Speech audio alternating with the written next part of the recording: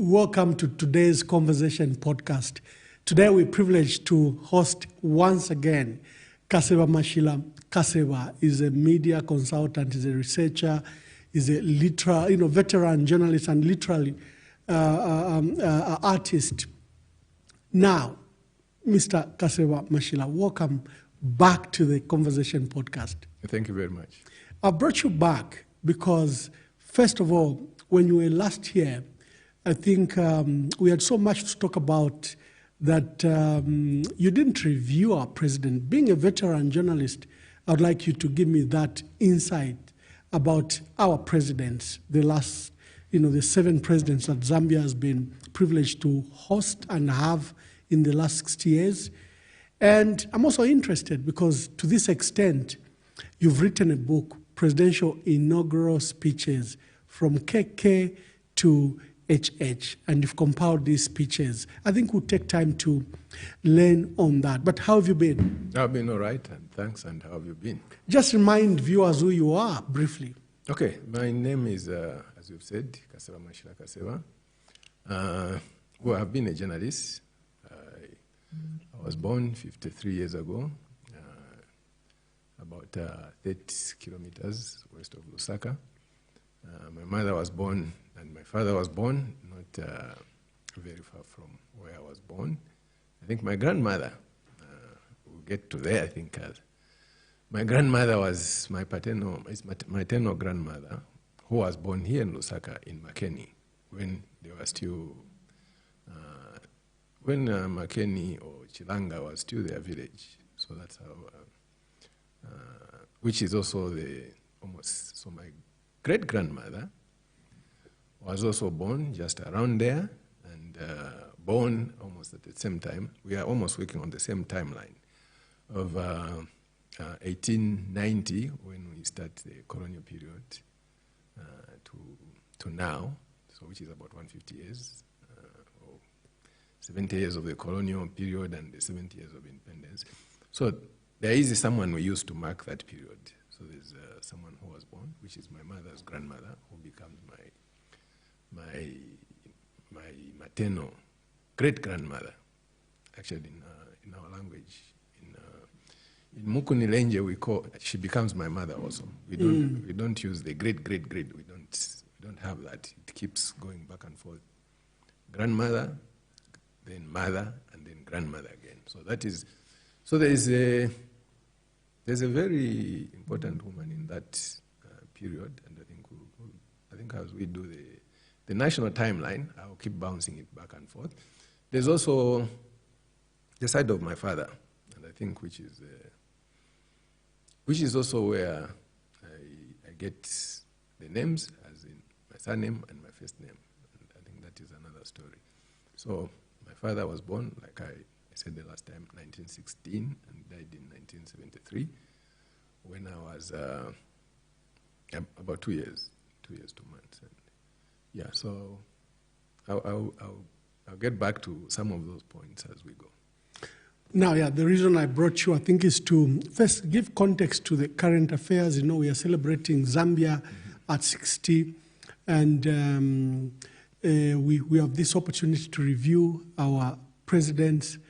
But before we delve into that issue, I had a rare opportunity to work with you at the Times of Zambia. And you had a different image. You had a smart, casual image.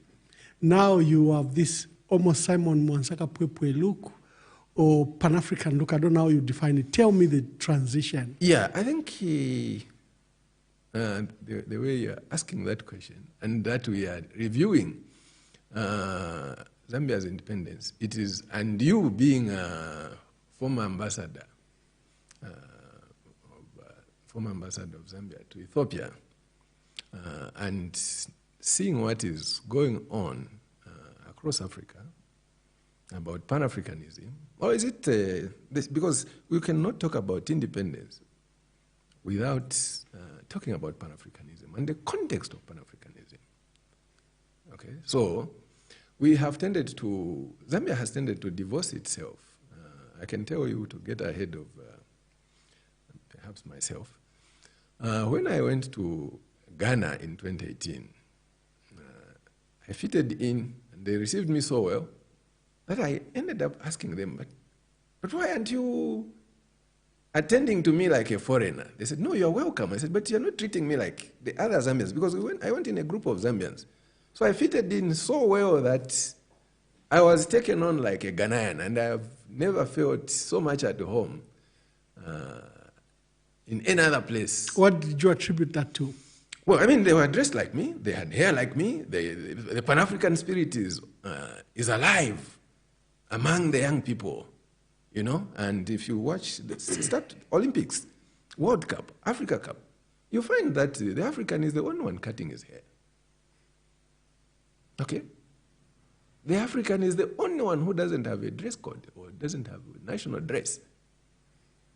So, as you say, to get back to dress like Kapwepo, if you're, oh, by the way, that type of dress in Ghana, and you know, for example, that is a royal type of dress. That kente cloth that Kaunda was given, it's because Nkwame Nkrumah comes from a royal family, as in the same way that Chitimukulu wears that topi, that hat he wears, okay, which is also meant to be loyalty. You don't get to see that on commoners. So in Ghana, it is this dress is not just stately, it is traditional, it is royal, okay? And that is how we borrowed it. So we did not, so even for me, as you know, like even a lot of people, you will find that a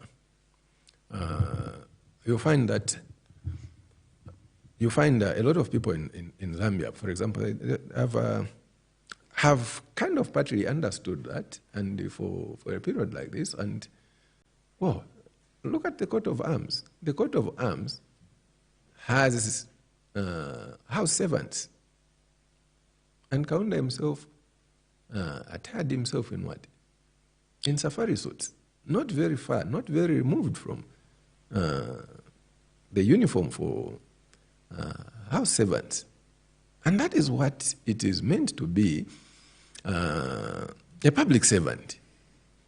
So, I'm glad that you talked about Ghana, you talked about Ethiopia, and had an opportunity to serve in South Africa. In South Africa, President Thabo Mbeki reintroduced, first of all, that the portrait for the leader should be first of Nelson Mandela and subsequent presidents. So in South Africa, you will see that they keep on reminding themselves of the past. So instead of just portraying, for example, the presidential portrait of the current president, they put together with their old portrait. Further, national anthems. Every time you sing the national anthem, you start with the African Union national anthem before you go to your national anthem. This is, I think, was a way to reintroduce, especially the young generation, back to Africa, because what has happened in the last 60 years is we are now looking inward. That's why even the vagaries of tribalism is rising. We're looking at ourselves as Africans. Now, countries have become more intrinsically looking at themselves. In fact, that's why they divide themselves. We are from the north, we are from the south, we are from the east, we are from the west, because we have lost that sense of Pan-Africanism. As soon as you have it, immediately the borders and the provinces fall away, because you begin to look at yourself as Africans. And for Ghana, they even have a national dress, like you stated, the kente, that has been modernized. It's now a fashion icon worn across the world. But it's something they do, maybe, is it every Friday? Civil servants must be in traditional wear. Which is in Kenya. Yeah, and Kenya as well. That's something we need to do. We've gone back. We've become Western. We've abandoned our tradition. Yeah, I think maybe to just put it differently. When we are born, why do we want to say, I was born, for example, I'm going to say, I was born Mukuni Lenje. And then I don't want to say, I was also born African. So there's something that we do to change our, And for example, for me, I think the last time you were talking to me about, the name and when I was born, I was told those stories that when I was born, I actually cried for a name that had to be given. I don't want to say Pan-African name. I had to be given a traditional name. So there's a process of, the process of divination or process of guessing, or the child is maybe just wakes up, is in a mood, is crying, is inconsolable, until you have to start, is it a name? And then this, it could be a name. Then they have to start throwing names about until the child responds to a name. Okay? Then, I don't know how dark I am, but I was taken to be the darkest. And my name had to do with me being dark or being born. And the issue of hair, I was raised to believe my hair was very special. And the same politics of, because the Bazungus don't want us to have long hair because it shows that we are like them. They believe our hair should be more like, can I say, a dog's hair or a bushman's hair that doesn't grow.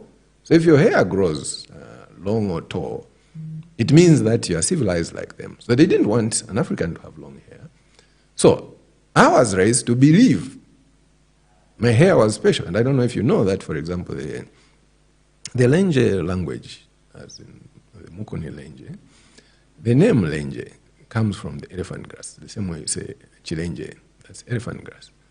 And elephant grass, also called Masanga, is the name of the hair type that I have, which is immediately as known as princely hair. So there are many types of hair. There could be slave hair and royal hair.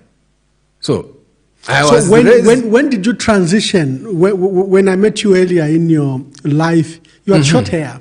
Yeah, you had smart clothes. No, so this awakening, when did you decide and choose to embrace it? No, I think if you recall, I would cut my hair after a period. If you look at some of my pictures, I think you find that... the contrast. Yes, I would cut my hair. What really happened was when I, for example, went to Prime TV and in 2013-2014, when I was due to cut my hair, and then people, the viewers said, no, you can't do that. But look, this. So that is how I said, oh, okay. And because I've been doing a certain project on the side, what also motivated this was when I learned, for example, the cost of Brazilian hair at a time, and I think you heard of it even appearing in the songs about it being more than a plot or a house or rentals, and then I read something about how the hair that was coming in Zambia was so poisoned that women were actually poisoning their brains. So I was to do a program where I needed to talk about natural hair and just being proud about ourselves. So I was also about to cut my hair, and then people said, no, but you're going to be contradicting yourself. Can you just leave your hair? Okay? So that is how so from, which is now 10 years, and I intend to cut, I intend to shave in this year. That is how then I kept the hair, and then it also symbolized the struggle, just like the way it did for the initial Pan-Africanists that the issue of cutting your hair, something that they do to slaves and prisoners, which was done by so once you are a colonial or a colonist, a colonial, it is someone who decides whether or not you should keep your hair, or how long you should keep your hair, or what haircut you can wear or not wear. So, it's a bit awkward to talk about hair because generally, I think you recall when Sata was in opposition and he touched a chief on the head, and you recall there was an uproar. Because you can't touch the chief on top of the hair. No, while I was at the African Union, people remember President Michael Sata because while the presidents were on break, he went to Jacob Zuma and touched his bald head and asked him to keep his hair. Exactly. And because when and people said, no, you can't touch the president's hair. That's a crown. It's a sacred place. Exactly. And when he was in opposition, he was more like about cutting hair. When he became president, he was about keeping hair. Yeah, he was about keeping hair. And he was, I remember him throwing a jib at Nevas Mwamba. If you can't keep your hair, how can you keep people? How can you rule? So, hair has that spiritual and is it leadership symbolism, and that is how, as we get brainwashed, we really want to hate our hair. We believe, for example, someone says the biggest industry for black people and Africans is the hair industry. Yes, and there's no multi-billion-dollar industry because of how much our women and men spend on hair. Yes, and which we believe artificial hair cannot be styled. They only, and someone says, tells me or teases me, the hairstyle that we have for Africans is a potato cut, which is a potato, which is not a style. There's no style in a potato cut. But that is what we have as a hairstyle. Okay? We don't style African hair in any other way, especially for men, other than the potato cut. What is stylish about a potato cut? Nothing. But that is how we have been brainwashed. And my dear brother, Zambia is at 60, and I think it's a momentous occasion. You worked in the last election. You were so critical of the last government that you were termed as a UPND cadre. Before we delve into this issue, are you a UPND cadre? Well, I've not been a cadre, and I think from what you have introduced me as, it was also said, and do you remember part of our differences was that I was said to be a UPND cadre by the MMD because of the third term, and actually chatted with the people who were called the third term. I told them, if you are the one sounding ant, when the person who is ant the constitution, because Chiluba is the one who is threatening to abrogate the constitution, so he is the one. Third term. Yes, and go for a third term. So you cannot call yourself ant third term. You should call yourself pro-constitution, and Chiluba becomes anti-constitution. So, because I stood in such a position that I didn't believe, I didn't believe that Chiluba should be allowed to violate the constitution. I was called UPND, and but one thing is that, and one difference is that I was working for Times of Zambia, and I survived. It's me who resigned. Okay, now that I'm being called UPND cadre, and UPND cadres are calling me PF or UKA cadre. Oh yeah, because what has happened now is you've been calling on President Hakainde Hichilema, and you've been providing checks and balances against him. They remember your posture against President Lungu, so they can't reconcile. Now they think you are PF or you are UKA, when in fact your position literally has never changed. Usually as a critic and a pro-human rights campaigner. Yeah, but what is also interesting is that when I was being called UPND, I was also being called a Tonga. Now today, I'm only UPND. I'm not anymore a Tonga. The Tongas have now taken away Tonga. They have made it total possession. And because the name Kaseba, exists amongst Lalas, Lenges, in Luapula, in Northern Province, Kaseba is a good Bantu name across. And you find it also in Northwestern Province. So they don't know where to place you. Now they think you are Bemba. Yes, now I've become Bemba, and I'm not anymore a Tonga. So, and suddenly, Tonga only belongs to Southern Province. When the PF, for example, did the tribal, whatever, hegemony and the anti-Tonga tribalism, it was the whole of what they called the Zambezi region. Now, because since they came into power, It is now, Tonga is Chundu. You have to go to Choma or Monze or Choma. When before, as you are aware, as in counter to the Kola arrangement or the Muchinga arrangement, there was what was called the Ngoma ya Mano, which took on almost us, including the Soris, so Lusaka fell under them. So until HH came in, so what I'm trying to show you, it's not just about party divisions. There's also the other... ethnic divisions. Yes, the tribalism that HH has brought about, where he wants to scapegoat it onto the others. So the issue of othering, to say, no, now you belong there, now you belong there, which they have brought about, which was not in that way. For example, if just a few years ago, can I say before HH, it was possible to have a bit of tumbuka. I remember not just jokes, tribal jokes across different tribes or languages, and we had all these prejudices which we learnt in school. You and I did the same RIE, where you'd say Obemba the thieves, Tongas is it dozy, or the Lozis are this, greedy, and we had all those things as the prejudices. Okay? So today, you cannot say anything against the Tongas that you will not be visited by the law.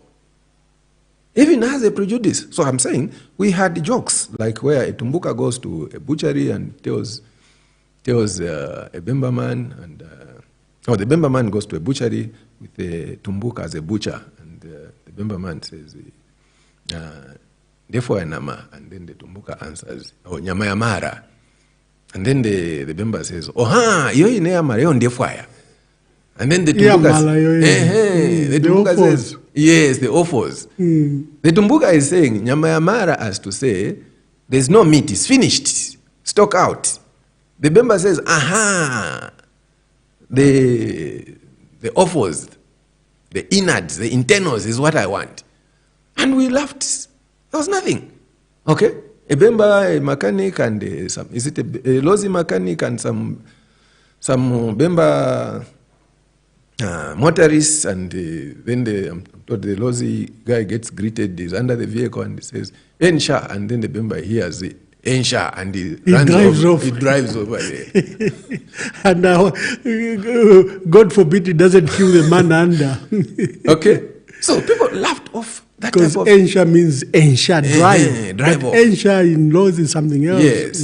Yes, indeed. That's what Ensha... What you're talking about, Mr. Kaseba, is that President Hakainde Hichilema has brought these huge sensitivities towards tribal and tribal talk.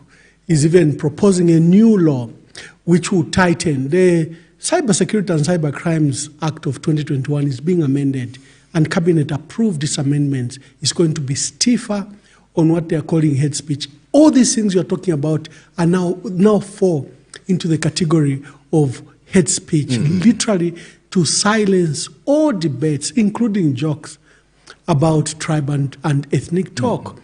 He says he's doing this in the name of national unity. He says we are at the verge of the fracture of our country.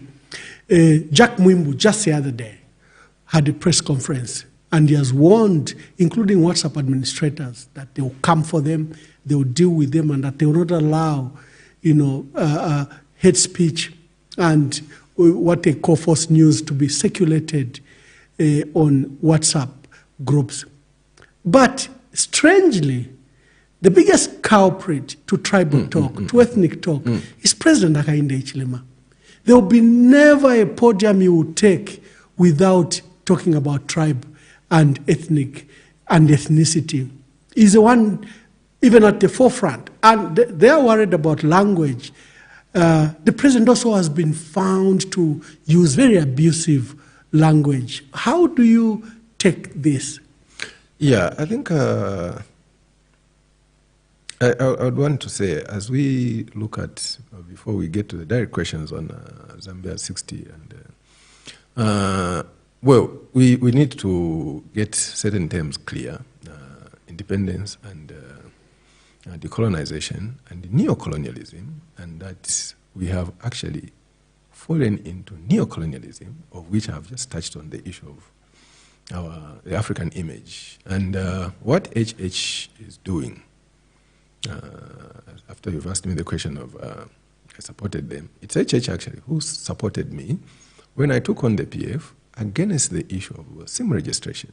Because SIM registration, which was done under Statutory Instrument 65 of 2011, which was one of the last statutory instruments that the MMD did before they got out of power, which the PF inherited and started to Just abuse. remind our people, why were you troubled by SIM card registration? Well, because the state argued that it's for purposes of security and yes, for purposes of identity. Yes. The UPND feared that the PF was going to abuse that, and which it has turned out to be.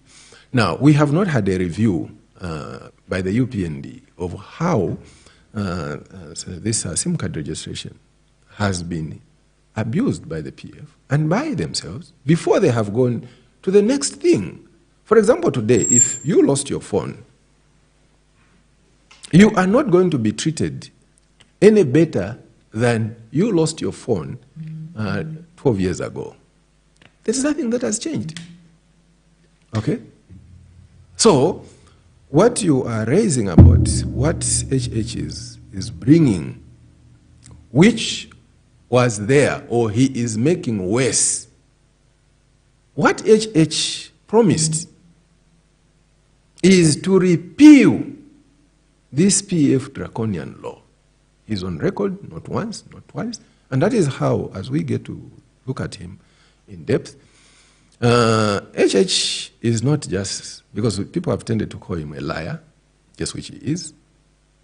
Now, he is more than a liar. He's a cheat. He defends lies. He repeats lies. He uses lies to gain advantage. He's a con man. Okay? He knows what he's doing. To lie is to be untruthful, even by accident. But to cheat is different.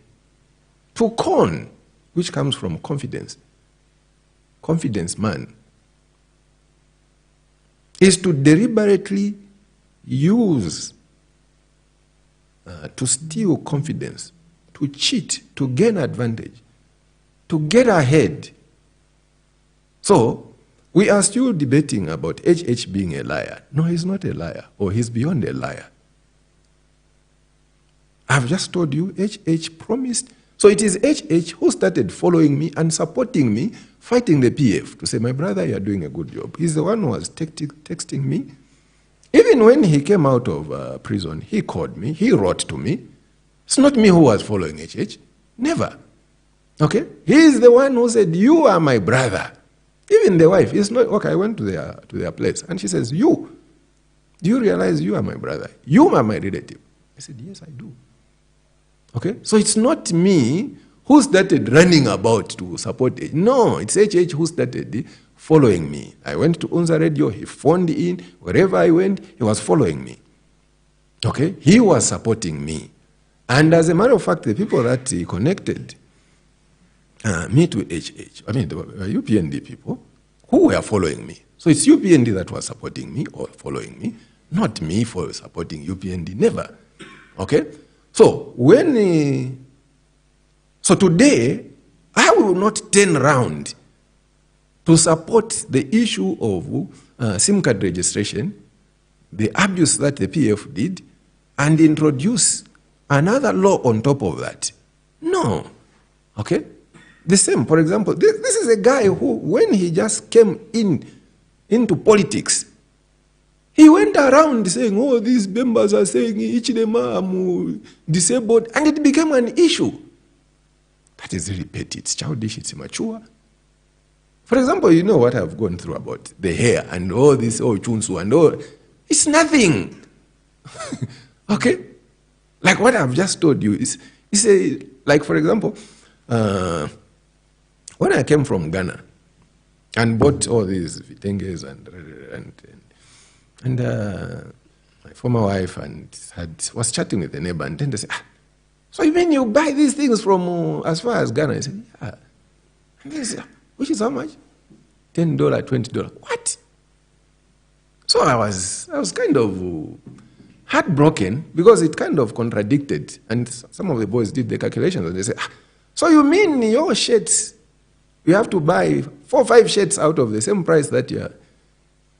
So what humanist or Pan-Africanist are you if you are going to be the one wearing shirts that are costing that much? Okay?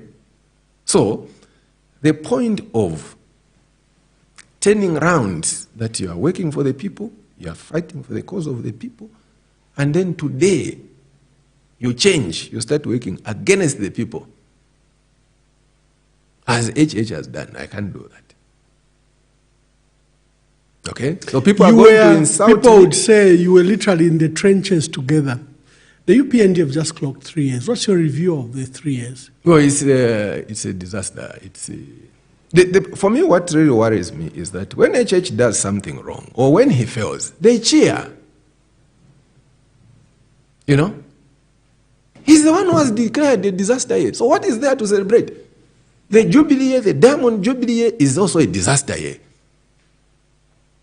So how do we push aside the disaster? Food. We have failed on the food security. So what security are you talking about through Home Affairs if you cannot do food security? Put food on the table. Okay, it's a colonial, but 3 meals a day. That's what we still believe. If we are going to drop down to 2 or 1, we need to have a discussion. You only fast when there's food. And you can only drop down to 2 meals a day. Should be a choice. Yes, should be a choice. And when there is food, you don't do that when there's no food. You cannot have a program, or you don't fast when you don't have food. You're starving.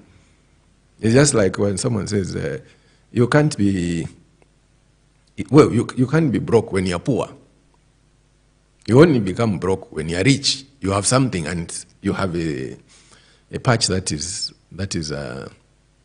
dry, then you say, oh, I'm broke. So, but when you're poor, you're broke throughout. So how do you say?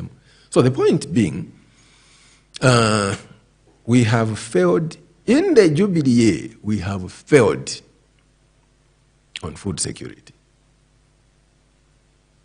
So, social security and the many other forms of security, we have failed.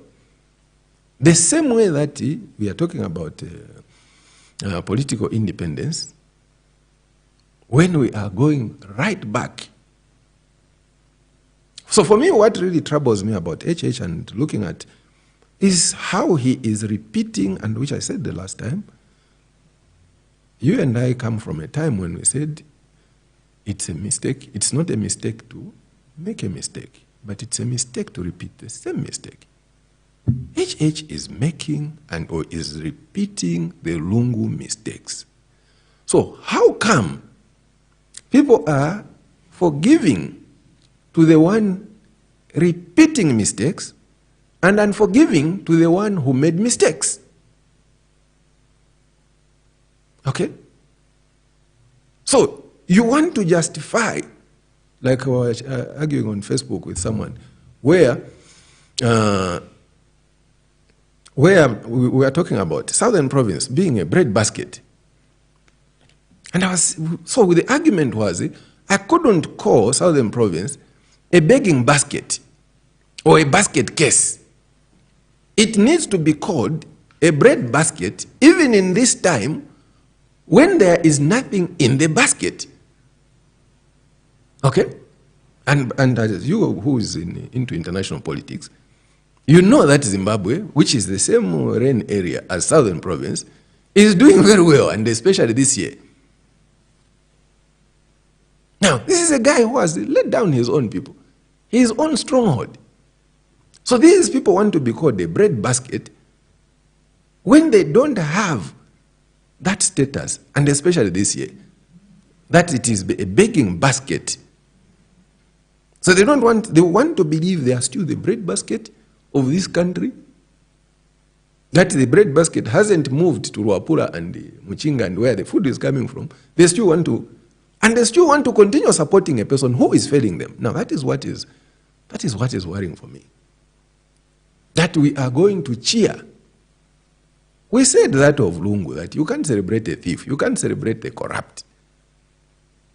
But we are celebrating HH as a failure. Okay? We are celebrating. Look, for example, how much pressure we put on Lungu over the Constitution, over the Bill of Rights, and how this guy has had no pressure. None at all. Do you feel Law Association of Zambia, NGOCC, civil society grouping in general, and the church could be failing the people of Zambia? Because you are saying the 3 years is a disaster. And you've cited one of the key issues, which is food security, that food security is national security, and we don't have food security at the moment. But the silence in the face of all these crises and disasters from key stakeholders such as the church, labor unions, civil society groupings, and individuals. They are isolated voices. In fact, all you see are praises and praises. Yeah, one of the things that first he has compromised those other voices. That is one. I've already listed where people then change to support what is wrong. And then 2, he has compromised. And then 3, he has also silenced the other voices. For example, how we are going to, one of the loudest voices, and one which should be very, very loud, and on account of, for example, being just the immediate past party in power, should have been the PF. But if you see the way the PF has been silenced, if you see the only surviving former president, Lungu cannot jog, which we took for granted. Okay? Had it been HH who could not jog, HH doesn't jog by choice. And we have realized now, HH was not on any under house restrictions. He just wants to be in his house. This is the first day scholar president you have, or a part-time president you have. This is the first president, Emmanuel Mwamba. He has knocked off Bazabwera Mairo. A police station doesn't close, a clinic doesn't close. You have State House that closes for the first time in history. Oh, kuti Wavara, Wakomboka. State House, Wakomboka. Okay? So, the PF, I'm not speaking to really to flatter you or the PF. No, that is what the reality is. Okay? That the PF has been silenced. I have been silenced myself. Okay? Right now, from the discussion that we had of me being arrested and so on, my mother is very sick right now. I lost an uncle who was involved in getting me released. He suffered a stroke, a second stroke, in the process, and he died just the other week. And my mother is right now in UTH, has fallen sick out of the loss of, she never properly recovered from me being put in the cells, and now losing her brother. She's in UTH right now, as I speak. Now, the way that is going to be pushed aside, it is only them that feel the pain. Okay? These are the same people where we are going to attend the same funeral together, where we are going to celebrate Maureen Mwanawasa, and on the other side, Esther Lungu is in court. So the point I'm making is, there are people that have been silent. I mean, there are people that have been compromised, like the NGOs, or including LAS, the Human Rights Commission. There are people that have been silenced. Okay? So, stick and carrot. So the issue of silencing, I know that, the PF is making its own mistakes, and some of us have. Lungu ruled as a listening president. And he should have been going around right now, listening to us. But when he also speaks, there's a way he's totally speaking out of 10 and is making his mistakes. But the point being, or he's also partly making those mistakes because he's being gagged. So the MISA USAID report, I think 2022 and 20, has been very clear. Freedom of expression has gone down. So it is not that we are not speaking or people don't Jack want to speak. Mwamba has gone to the extent of threatening WhatsApp administrators and even people that communicate on WhatsApp. Now, they are relying on the Cyber Security and Cyber Crimes Act of 2021, a law they said they will quickly repeal when they come into office. But what we've seen is the other way. They are actually even strengthening that law, you know. But they are working outside even that same law. For example, Jack Mwamba goes on TV and says they are listening to our conversations. He tells Parliament that. Yes, he said that in Parliament. Okay? And I'm saying, what? So you listen to our phone conversations, and he says, we know what you are doing. We know what you are saying. Now, that is totally outside the law. That is, okay? That is outside the Constitution. You are not allowed. No. So those are abuses. Okay? No, we've taken for granted that the surveillance they do on us, especially political opponents and critics. In fact, even ordinary Zambians have become aware that government is listening in on, because they would call you on an ordinary line. They say, boss, can't WhatsApp. Oh, can we meet? Oh, can we meet? I can't say it. Even WhatsApp you know. So even the general public are aware that somehow government is listening in to their conversation. Yeah, but what is good with that, you know, the blessing in disguise is that, as it happened with the PF, once you gag the people, the only place they have to vent is the ballot box. And UPND has got the longest opposition, I think almost longer than Kaunda, definitely longer than Chiluba and Mwanawasa. And everybody has had a very long period in opposition, and almost everybody, except for SATA and HH, got it on the first attempt. So UPND may end up with the longest opposition, the longest period in opposition, and the shortest period in power. The issue of them going in for 5 years, they are the ones, you see the issue of power, going out of power, and power going out of you. Well, it's almost the same thing. Power can leave you. It's not just about you leaving power. Power can leave you. Okay? And which is where, for some of us that are saying about HH lying, you did journalism, and you know that telling the truth, or the definition of news, and the truth-telling is one of the sacred. Top. Exactly. So, why is it that when a politician is lying, how can I attack you as a journalist? You journalists now want to look elsewhere, or want to justify, or rationalize, and want to take it. Lying is okay. No, it's never been. And if I say, no, that is a lie, you're going to say, oh, you supported them. No. Let's call it out for what it is. Lying the president, let's symbolize this through the video. The president has repeatedly said, for example, you and I have been victims of the police, arrested several times. And the president has been insisting. And the president himself has been a victim. Yeah, he previously was a victim, and you expected him to act better.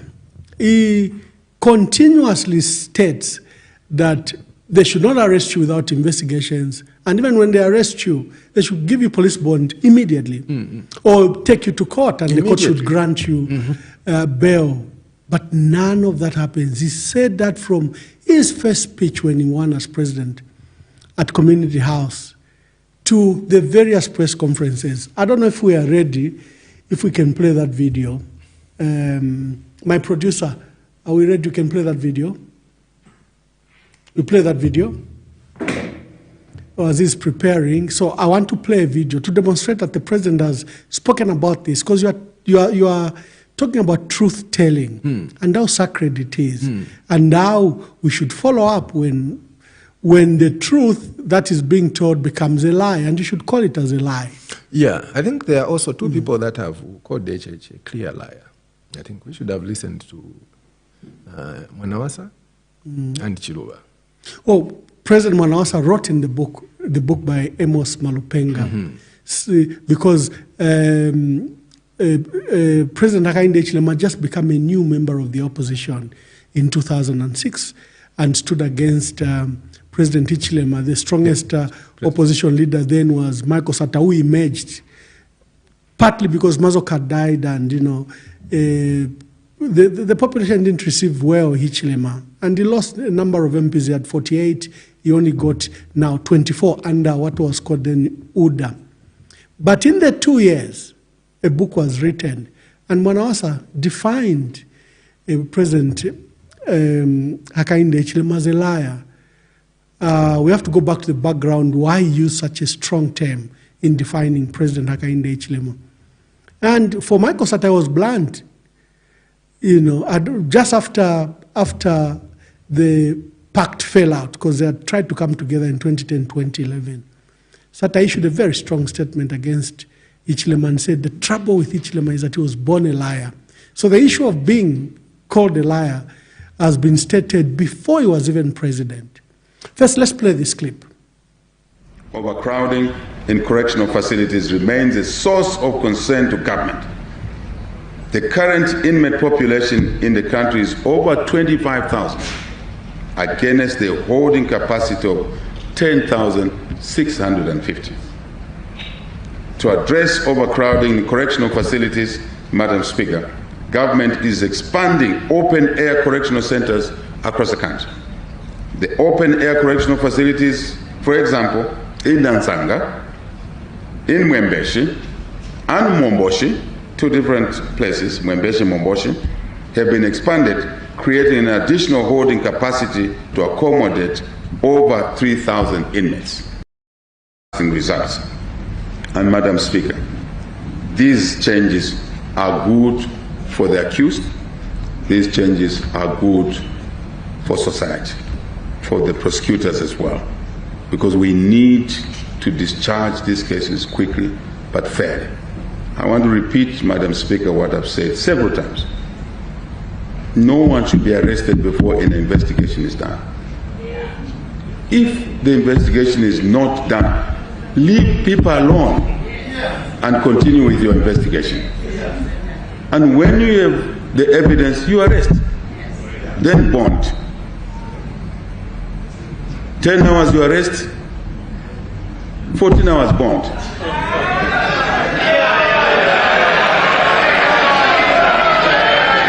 Madam Speaker, if the matter is not bondable, 10 hours you arrest, 14:30 you are in court, and bail must be granted. I said that already. This is not a joke. This is serious. And then prosecute quickly. And we get on with our lives. Thank you. Thank you very much. What's your comment? Well, I think, as like I was saying, that he would say one thing, where he even says he's repeating himself. And the insubordination, the defiance, the disobedience is also repeated. The same people he's ordering also repeat the defiance, the disobedience. They push back. So this is a joker. This is a liar. That's what we are just from saying. For me, and this is also something that Edgar Lungu has said, and I think arising from the discussion they had with the President Pierre Banda and the former other former presidents who came to monitor the elections, that you can have a discussion with HH and make an agreement, and then what he is going to say after the agreement is totally different. I have just told you that HH has called me, or he has phoned me before he became president. Yeah. And what he has said to me and what he has turned out to be is totally different. He has written to me a letter to thank me for the role that I played when he was incarcerated or detained. And well, the issue of ending all that form of mistreatment, he promises that to me. But can you believe he is the one who is going to do the very opposite and detain me? Contrary to what he's saying there, that you cannot detain without investigation. Okay? Before, what we had, and which brought about the creation of the Human Rights Commission, was the detention without trial, where you don't go to court. Okay? The Human Rights Commission have brought about that, have raised that, about people being detained at the president's pressure, where they can detain you, but the president is saying something else, the police are doing something different, and the president reads, and even boasts that I'm reading, or I have people reading your WhatsApp groups, we have planted people in your WhatsApp groups, okay? He sees all that, and he does nothing. He looks away. And that is why I've told you, this is not a liar, this is a cheat. This is a con man. Okay? So that is what we need to address, just like so much that is online that HH said.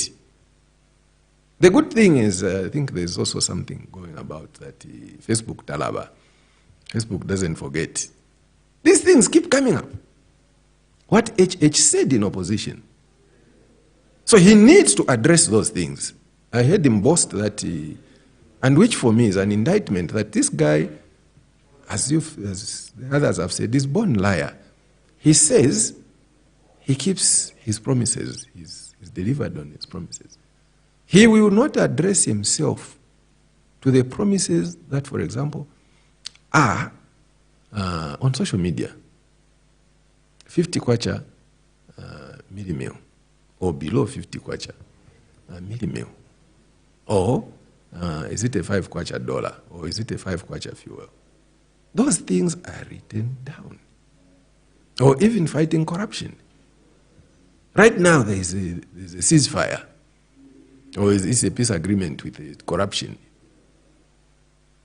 There is no concern, there is no board. In fact, that is a very fundamental issue. Okay. You know, when we saw Dr. O'Brien Kaba, the University of Zambia law lecturer, reveal the extent of the corruption, and he challenged the president that the corruption fight has collapsed. And he said, in fact, it is so rotten, the system is so rotten, and the corruption is so systemic, that the institutions, state chambers, Office of the Attorney General, Office of the Director of Public Prosecutions, SEC and others, are actually the one perpetrating the corruption. I expected a huge crackdown. I expected action. I expected dismissals. I expected reorganization. But of course, Dr. O'Brien Kaba must have been right, because no one has been fired. The Director General of the SEC resigned on his own accord. The SEC board, which acted as a whistleblower where Dr. O'Brien Kaba was part of, was in fact dissolved, instead of upholding it to follow through what an SEC board member had alleged, but so, the ones that became victims. Exactly. So now there you are. Is there a new SEC board? Not yet. So meaning the president is the board. Is there no new DG yet? So there is a ceasefire. There is a peace treaty with corruption. We are going to, so none of us, or at least, I'm raising that, no one is saying corruption does not wait for you to make up your mind to say, okay, I'm going to appoint. For example, even to tell us why was the SEC board dissolved for whistleblowing. When on one side, the ACC was the same one guaranteeing whistleblowers to step forward. We will give you protection.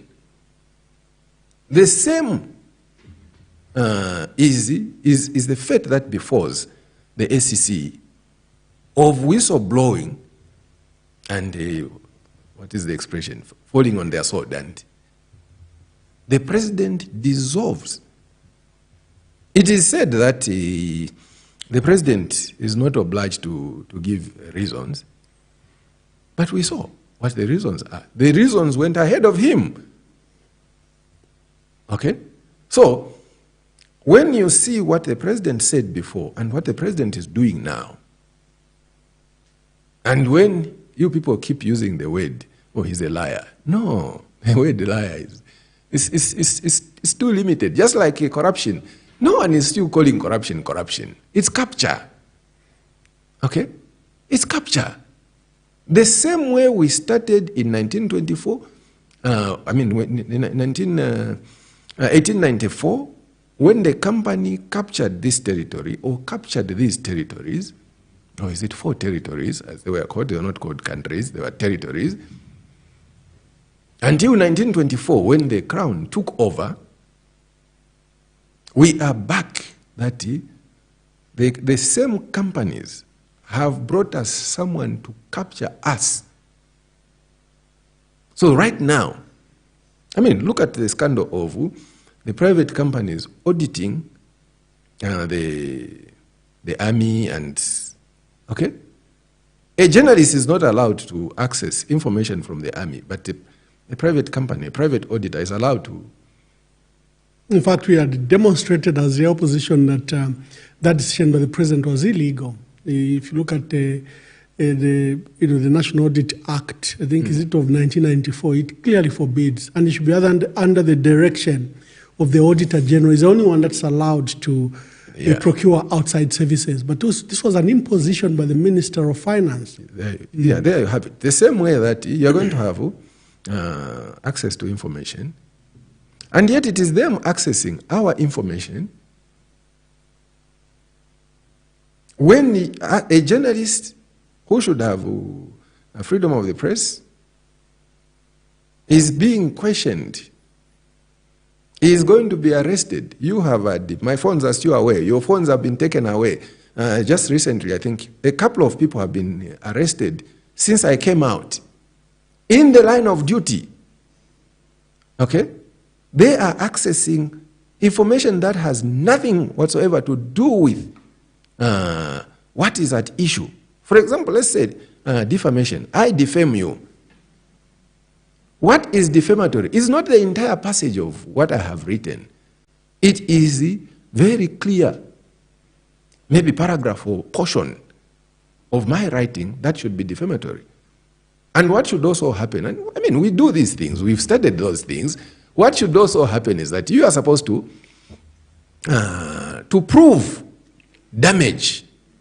So you people that have also been in government have not been any helpful. For example, how do you have, okay, you remove defamation of the president, and in its place put defamation of a cadre, defamation of the president's aide. And you people are watching that. And where do you get... You are right about this. There was a celebration by the UPND that they had dropped the criminal defamation of the president. But criminal defamation is still on the statute. And I think you are referring to the case of Honorable Savoy Imboila, the NDC president, who was sued by a State House aide using criminal defamation. If he was defamed, he should have gone to the High Court and sued for defamation in a civil process. And then, he could be paid damages. But instead, you use the law.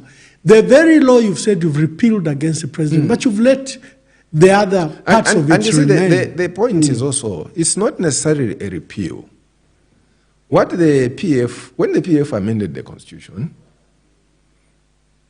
they restricted, and that is how he said he was not going to proceed with the Nawakwi cases because the Constitution does not allow him to proceed.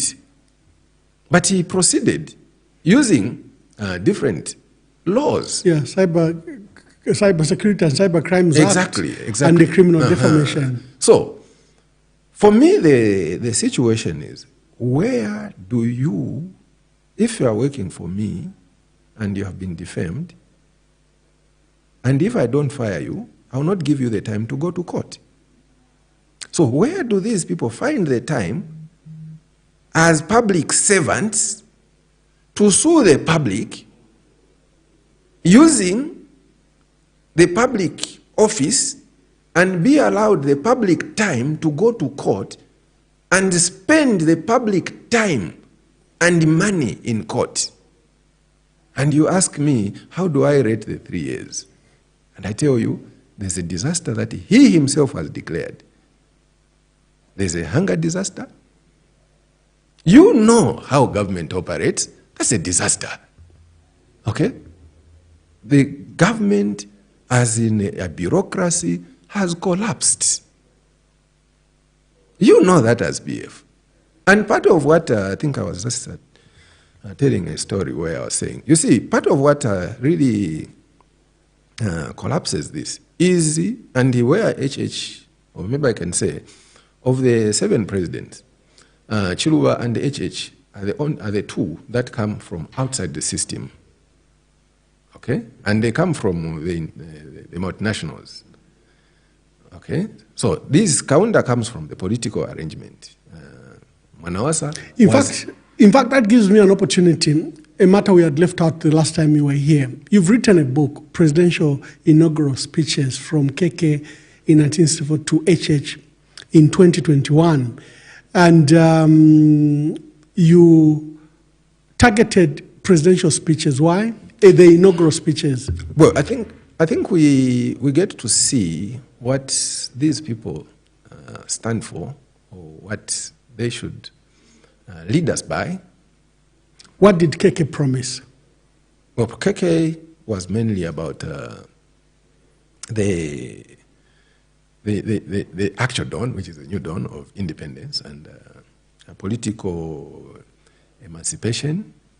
That is what KK, as coming from this battle, the long battle of independence, and independence coming after 70 years, 60, 70 years of colonialism.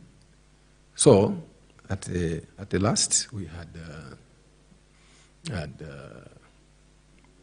independence or majority rule by the blacks, as opposed to minority rule by the whites. So that is the main thing that Kaunda brought about, was to also reverse some of the obvious things that blacks had suffered. One of which I think we have already touched on, and which I said as we will come to it. And if you read Kaunda's books, and if you just go through the independence struggle or the struggle for nationalism, the first thing is that an African was not considered a human being.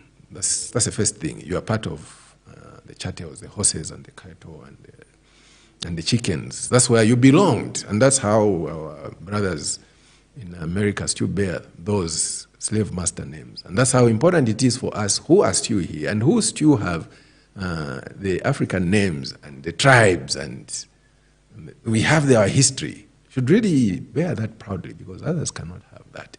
So Kaunda brought that as part of what independence meant to be a human being. And that is how, when Kaunda became a humanist, or can we say socialist, it's not becoming. You get born. Okay? So you because people tell you are not a human being. Even when we call ourselves Bantu or Muntu, it is also because we don't believe the other ones. Because there was a time that Africans did not believe that Muzungu was a human being. And I don't know if you know that Muzungu actually is like a ghost, is like Chizungu Zungu, like a person who is dazed and is not normal. That's how they call it, Muzungu. But today, to be called Muzungu, anyway, it's something that you really feel proud. But the Africans did not think. So that's how they called themselves Bantu, as human beings, the other ones. So when colonialism, slavery came, it is us now who were not thought to be human beings. Until independence then told us we were human beings. At some point before independence, they believed that you were a human being, but of a lesser quality. You were our younger brothers, not the firstborn. Okay? That is what the politics did. So that is... How do you rate Dr. Kaunda's rule, 27 years rule? What could he have done better? What did he do well? Well, I think what has been put out there in the public domain and the damage that was done by the Chiruvas, it is difficult to really say this is what Kaunda did well. The foremost is the independence, and also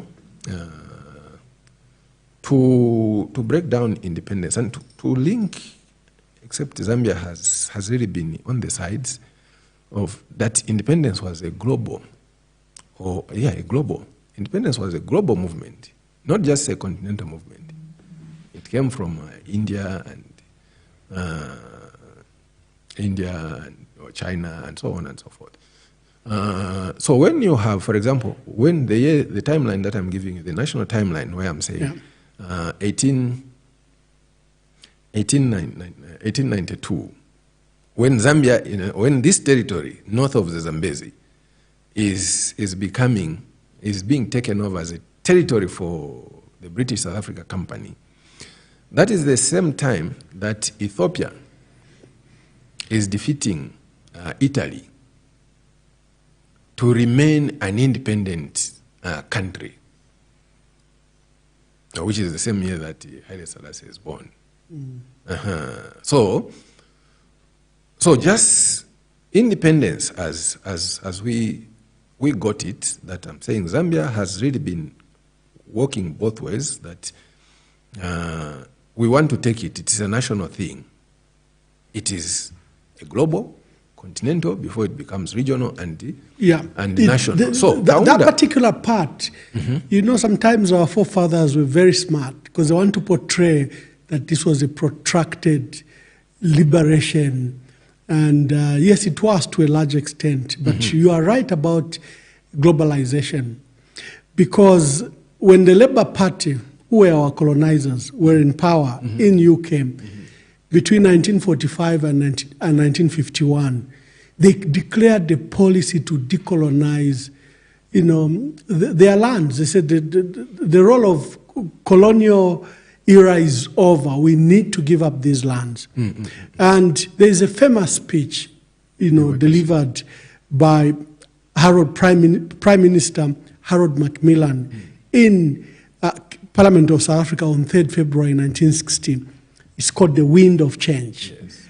And in this speech, he said we are going to grant independence to all. And they had already granted independence to India in 1948, to Sudan in 1956, and to Ghana in 1957.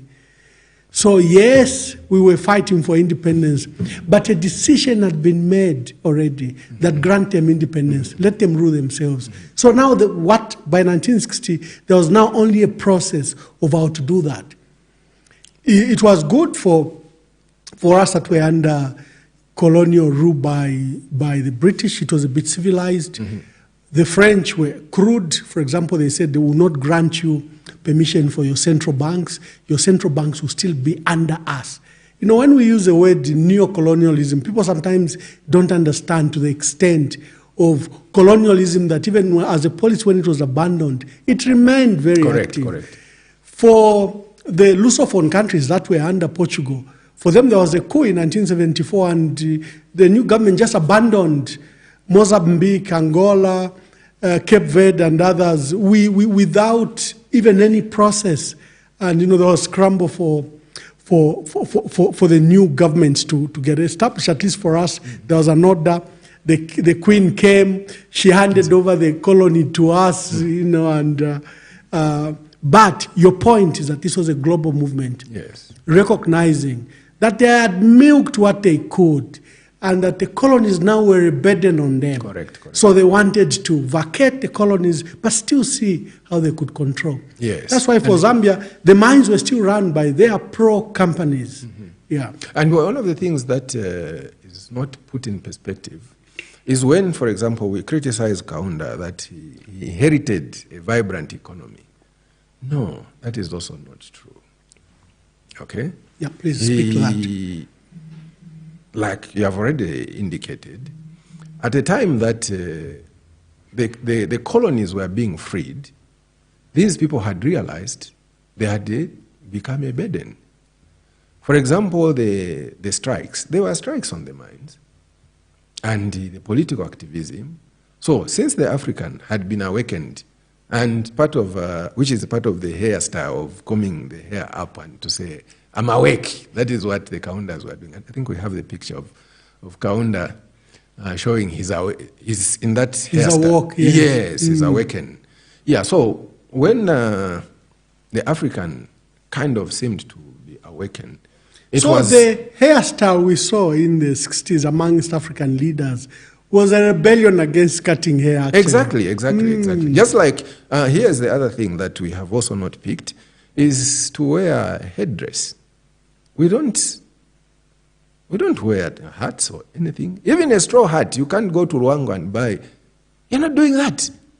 Because we were brainwashed that an African should not have hair, should not wear a headdress, because you are not supposed to walk near the bomber or a white person wearing a hat. Okay? Even when, for example, you go to court, the judge is wearing something, the lawyer is wearing something, and then they make you to remove your hat. You go to church, the priest is wearing something, and the church member is wearing something, and say you as an African, you can't wear your straw hat, when the rule is that get your head covered. You go to court, you go to church, you go to school, they cover their heads, and you uncover your head.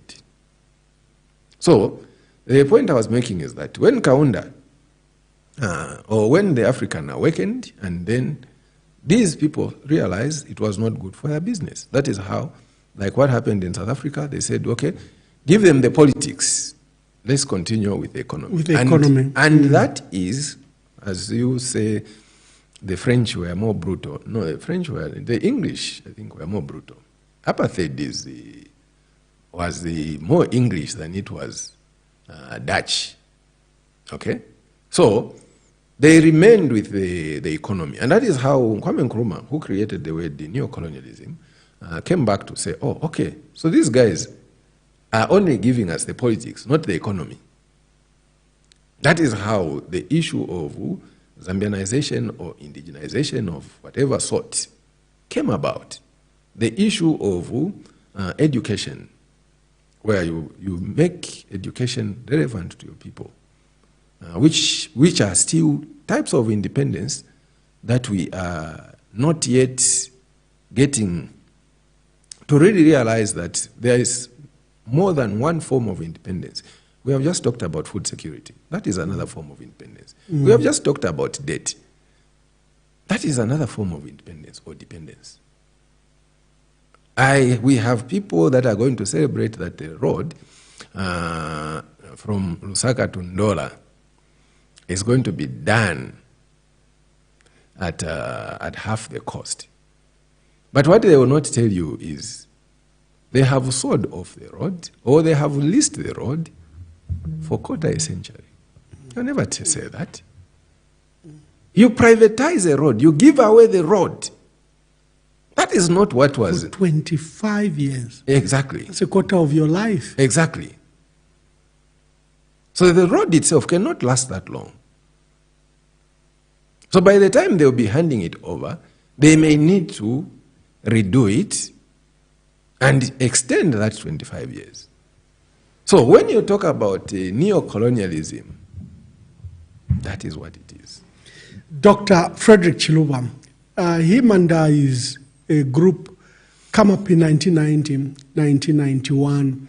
I think there's a backlash of socialism that Dr. Kaunda and others have tried to entrench, hold state participation in the economy, try to wrestle back the economy to ourselves.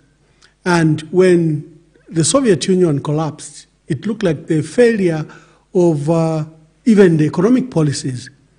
All of a sudden, now we're going back to a policy of handing back these state assets back to literally the colonial, neo-colonial authorities in the name of privatization.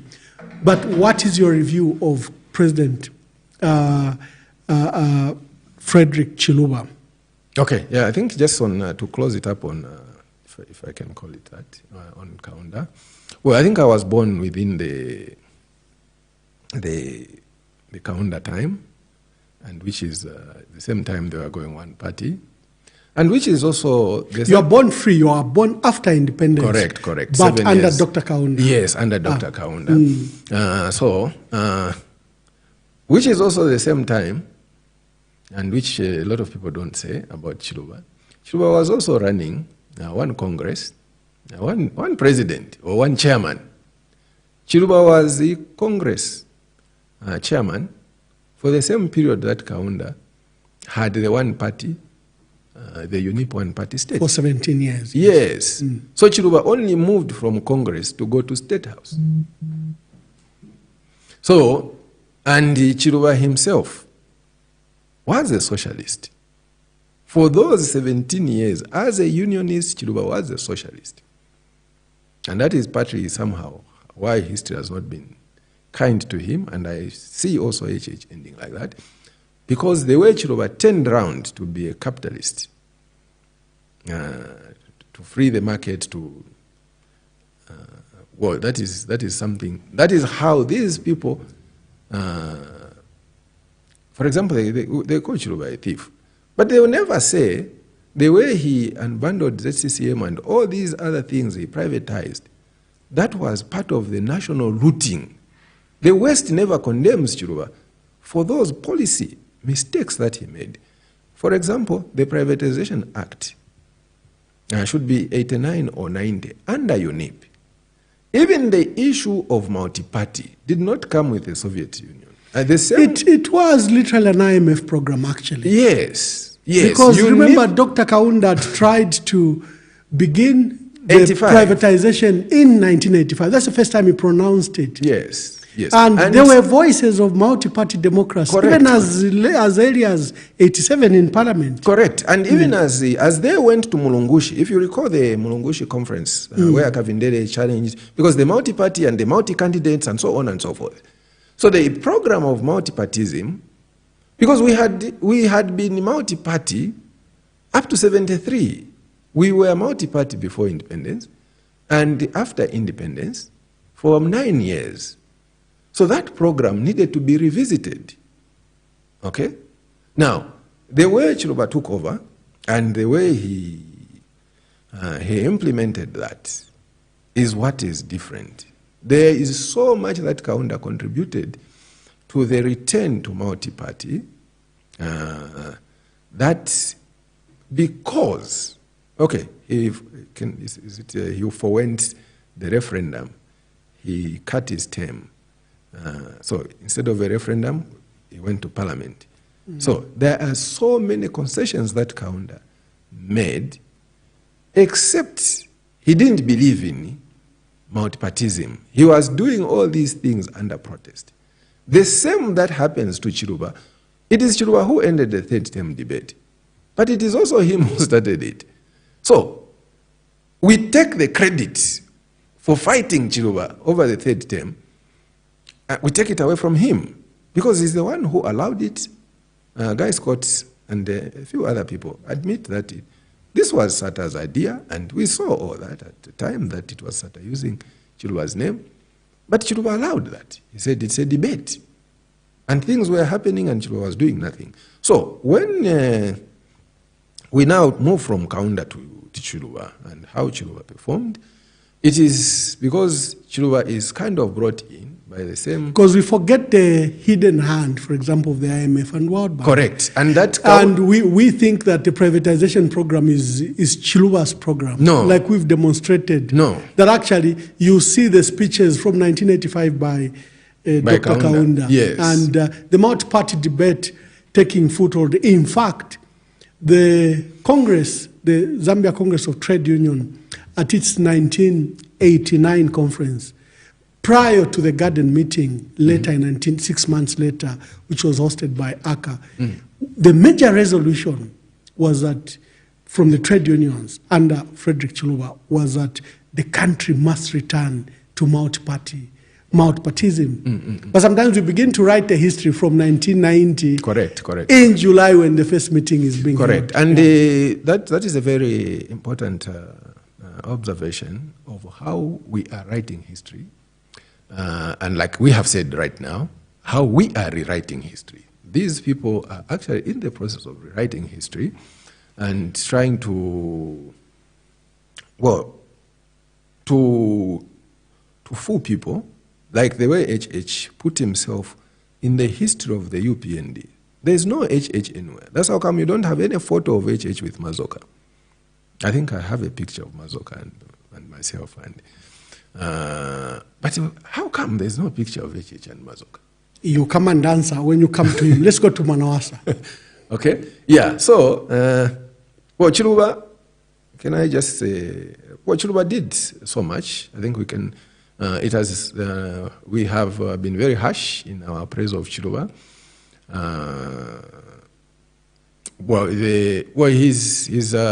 He did so much wrong as well, but he did also some good.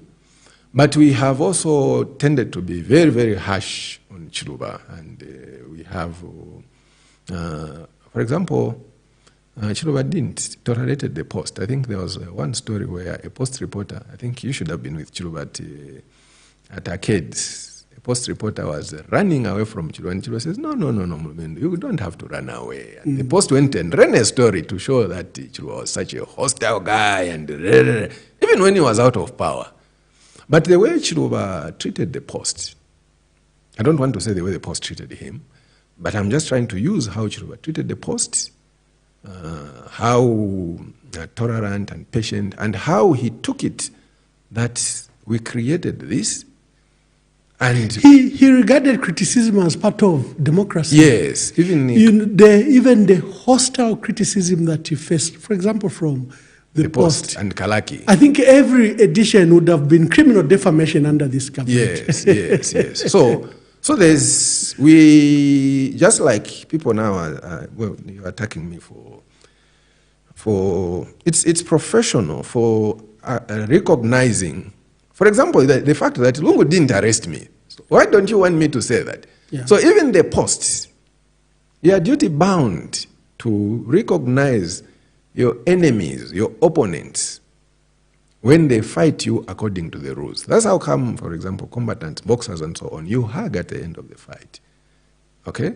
So the Post should be duty bound to recognize that Chiluba treated them much better than, because they spent most of their life under Chiluba, as a matter of fact. They only lived under Kaunda for, a few months. A few months, yes. Then they turned on Chiluba. And for Chiluba, there was never a period of ceasefire like Mwanawasa. And so, as a matter of, and as a sector, there's a way that Chiluba has not been given due credit, as in press freedom, as much as most of the newspapers came under Kaunda. In fact, you saw when he left office how he railed against neocolonialism, how he spoke against these colonists, So I would ask him, I had the privilege to work with him. I said, Mr. President, but you're the one that privatized. You're the one that brought this liberal government. You can actually be credited for putting the economy back. And you seem to have abandoned your socialist policies when you're in government. He says, no, there was an awakening. In fact, if you review his presidents, he's extremely liberal the first 5 years. You can see, obviously, the hidden hand of the IMF and others pushing that program. But from 1996 to 2001, you see is going back to his original roots, the housing empowerment for people. There are more socialist programs that are being, social safety nets being introduced, what you would call social cash transfer now. I was troubled with these two positions, because remember, most of his children are actually named after communist leaders, Tito, Miko, Castro. These are big, socialist or communist leaders. That's how much he believed in the policies or in the ideology, to the extent that he named his children, including the girls Hauda and to that. So I was just enriching what you were saying. So that is how history remembers Chiluba was. Kaunda was kind of restored by Mwanawasa. So what can also be said about Kaunda is, and all these other the presidents, is when we started as a new country, the leaders in the first half, the leaders tended to be young. So Kaunda became president, or the youngest, I think, at the time. In the 40. Chiluba was quite young, also. Yes, was 48. Chiluba was 48. Politically, he was very young. Yes, yes. Yeah, because even what we have right now, because, for example, Sata was becoming president 70 something. 77, sorry. Yeah. No, 74, then he died while he was 77, yeah. Yes. So it kept rising. So RB was also getting in the 70s. It became so when you look at Kaunda, became president at 40, and retired at 67, and then he was retired for the next almost 30 years. Yes, so he was in retirement. So he's got the longest retirement. So which is also what we have of Chiluba. Chiluba also has some retirement. Then we have people that ruled short terms and repair band and so on. So the way Chiluba's story is told, well, he was, like you have said, he was young, and he was his story as how he became what he became. He really did not, from birth, he didn't look like he would be a president. Yeah. Okay, and from being an outsider of the politics, again, he didn't look like he would really become a politician and become a president. So when you get to see how he gets to be president, to use Anton Mukita's word, against all odds. So that is something for a movie. So Chiluba is one of the guys, perhaps with Lungu, that you call them what? Odd cards, or like a wild card. Yes, most unlikely to. So Chiluba, from birth to when he became a teen, and his education and all that, I don't think anybody could have said, this boy will be a president one day. Kaunda, you could have said that. And Mwanawasa, you could have said that. These are lives that are properly scripted, they're born from parents that are educated, that are exposed, and that are rich, and at least that, which is what Chiluba didn't have. So it is more of Chiluba and perhaps Edgar Lungu, the people that are most, who really didn't seem to have a chance. What's your view of Mwanawasa? Yeah, Mwanawasa looked like he was destined. He was born destined. He had the core and went to school from a properly organized background, and was a head boy, and became Onzasu something, and Onzasu vice president, and Laz, and he kept. And that is how Mwanawasa seemed to be reluctant, I think, to the core, even into politics. I think Mwanawasa became a bit active in being a lawyer for people like Chiluba and all these people that were falling foul with the state and needed legal representation. So that's how Mwanawasa gets to really exposed to politics and gets to join politics as being a lawyer for the activists or the people that the suspects that were being, including Christian Tembo. Mwanawasa was a lawyer for Christian Tembo and so on and so forth. So as a because he was vice president to Dr. Chiluba in the first term, and remember he resigned over other issues, but the differences with Michael Sata, who also later became president. So Mwanawasa was there at the foundation, and when they were doing campaigns and they were being arrested regularly, you know, he was the lawyer, Ichibumba for, as he was called, for the MMD leaders. But what do you make of his reign? I think Mwanawasa is one of the is rated, I think, highly or better than Chiluba, and sometimes even better than Kaunda. When someone asked me, why do you think Mwanawasa is so highly rated? Part of why Mwanawasa is highly rated is one, the resignation, and then coming as back, vice president. As Chiluba's vice president, and think from 1994 until, for 6 years, he was just on the sides until 2001 when he was brought back. So he was on the outside and until brought in. Then the other point is that the country, after what Chiluba had done, Chiluba found the country on the knees, and I think he put it on the fours. By the time Chiluba was going, the country was not as good as he had promised it was going to be. So Mwanawasa did not make so many promises. As a matter of fact, Mwanawasa's promise was agriculture revolution, not corruption. And a lot of people think Mwanawasa promised to fight corruption. And corruption. You know, under MMD of Dr. Chiluba, they had abandoned, for example, the role of the state in the agricultural sector, because these were now liberal policies, no, let it driven, like what President Hakainde is trying to do.